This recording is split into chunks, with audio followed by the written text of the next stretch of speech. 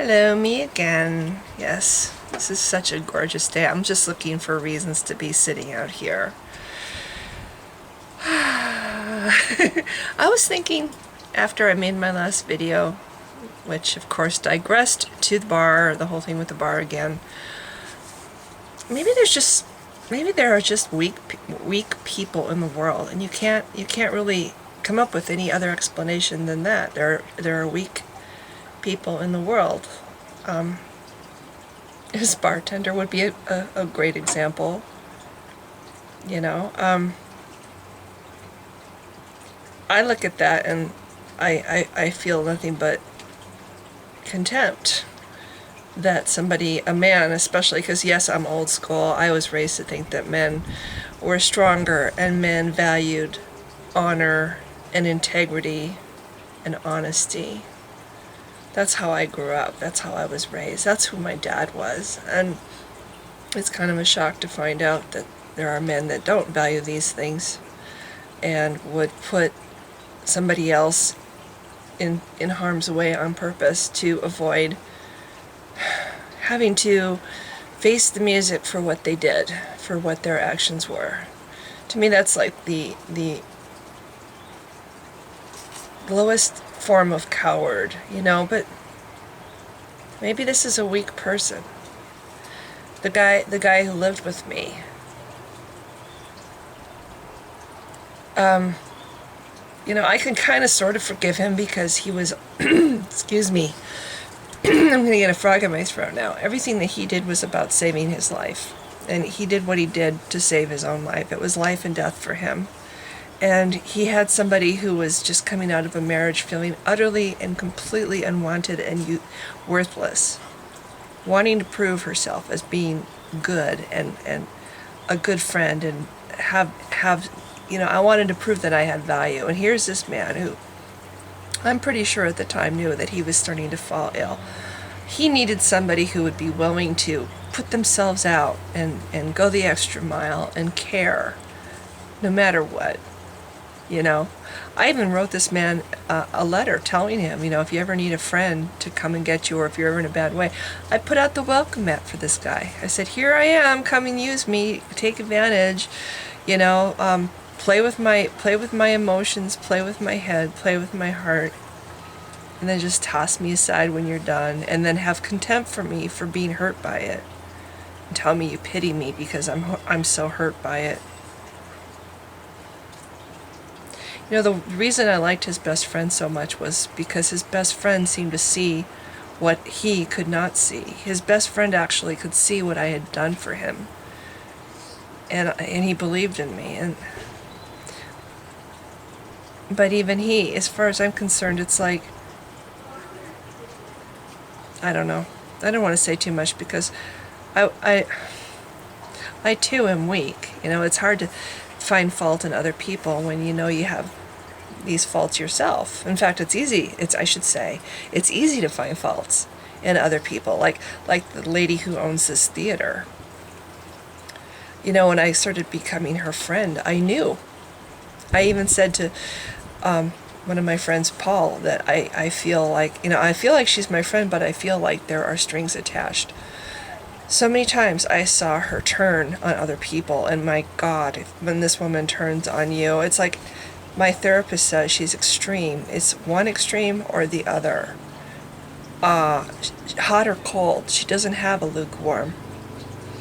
And, you know, either she likes you and you're her friend, or and this woman's in her 60s, you know, she'll come up with nasty names for you. If she decides that you're on her blacklist, she hates you forever. She has no capacity to forgive, no forgiveness whatsoever. She holds a grudge until the end of time. And she comes up with names. The guy that lived with me for 2 years, he was on her blacklist, and she called him, oh, I don't want to say what she called him because never mind. But she had a name for him. She had a name for her, she was, I don't want to say that either. Let's just say that she had a relationship with a woman for quite a while, and this woman betrayed her, and she had a name for this woman, Fart Face. That was what she called her. a 60-year-old woman coming up with names like this. And, you know, I felt a lot of anger toward this guy who lived with me who did what he did when he was all done needing me. But I never really, the whole calling people a name rather than they're calling them by their own name just seems so incredibly juvenile. You know, everybody has a story, and as much as it hurt me, I had to believe that there was some story that, you know, everybody has a side to the story. And I really think that the guy who lived with me did feel smothered. You know, imagine you pick out somebody that, yeah, you can kind of sort of like maybe a little bit, and they're totally in love with you, and you know it. Okay, that's how I was with this guy, totally in love with him, and he knew it. And, you know, I guess he decided that I was okay to hang around with, and, you know, he could use the fact that I cared for him so much. But I think he did feel smothered when he started to get better. You know, his tolerance after 3 years. Imagine living with somebody for 3 years that you don't really appreciate very much, you don't think very highly of, you don't think they're that great, and yet you have to live with them because you have no other place to go. There's no other friends coming up to the plate to offer you shelter and caring in a home. And you don't want to go back to the state that you came from originally. You don't want to go back and live with your parents. So, you know, you kind of have no choice. It's like he became a prisoner of the illness. He had to live with me because he had no other choice. And when he started to get better, you know, it was probably okay when he was really ill and he didn't have to really pay much attention to who he was with.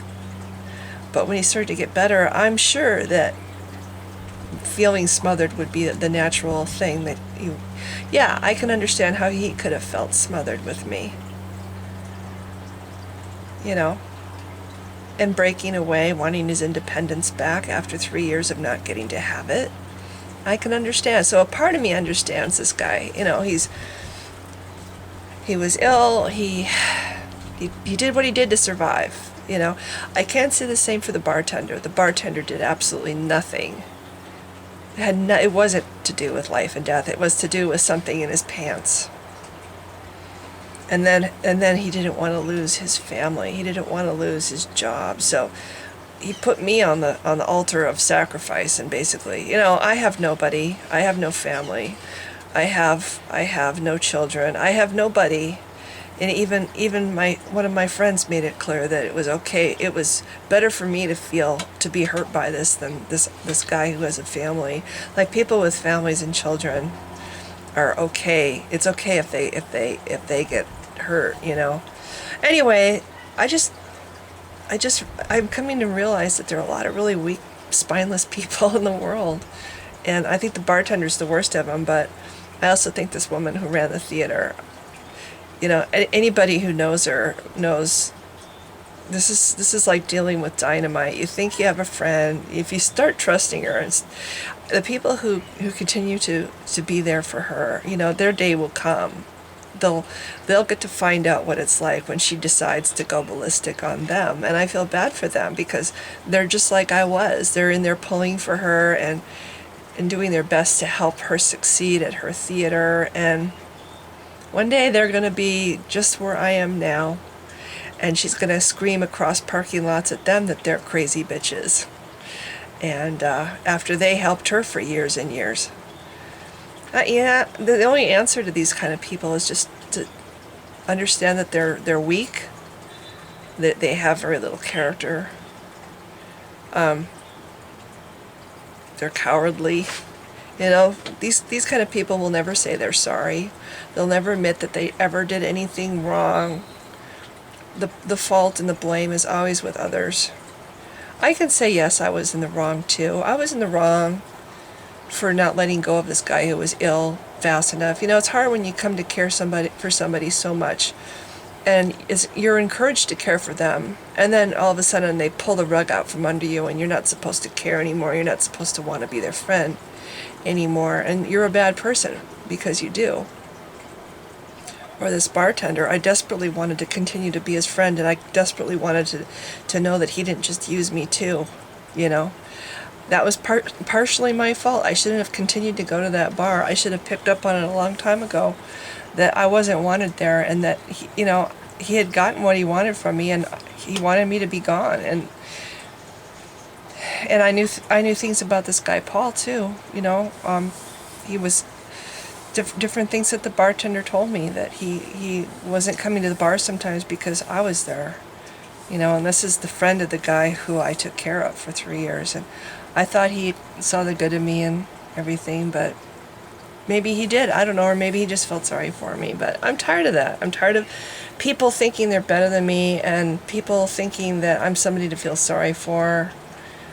You know, it's like, if you can't stand by me when I do something good and I get kicked in the face for it, you know, I'm worth more than what these people have made me feel like I'm worth.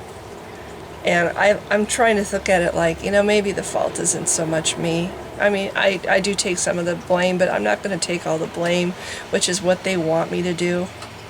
They want me to be accountable, but the other guy gets to go on his merry way, and he's great. Everybody thinks he's great. Anyway, I'm going to have a good day. I'm going to have a really good day today, and I'm not going to be sad today. I'm just saying, you know, maybe I should just stop trying to understand people that are beyond my understanding, and just understand that there are people who think differently than I think, and they didn't get to be raised by a wonderful dad like I did, you know?